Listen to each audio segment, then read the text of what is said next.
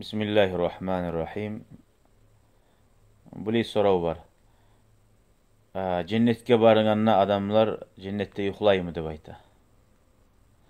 yuhulamay cennette adamlar. Nege yuhulamay gayin aytayım. Yuhu olimni ergardaşı deyip. Ay masalan adam yuhulagan zamanna olgen adam yemik. Bir bir şu tini şalagane bolsa tuğul. Olgen adam yemik.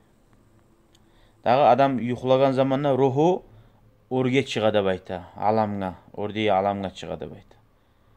Adam cennette dağı alam yokçu. Cennetke barganda dağı kayda geçsin ruhu.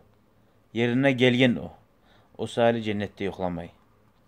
Sonra adam bu dünyada yuhlay yal bulmak için.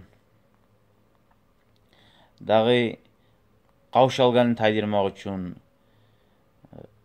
Cennette kavşalmak yok. Cennette talmak yok. Nizatka yal bulsun olar. Ozu sallay cennet adam yal bulup duran yer. Rahatlanıp lezzet alıp duran yer. Allahu Teala Kur'an'da aytagandaymış. La havfun aleyhim ve la hum yahzanun. O cennette ola korku da yok, paşmallık da yok, kaygı da yok deyip ayta. Allah nasip etsin ya Allah bari bize de şu şartlı kullarını görmeye.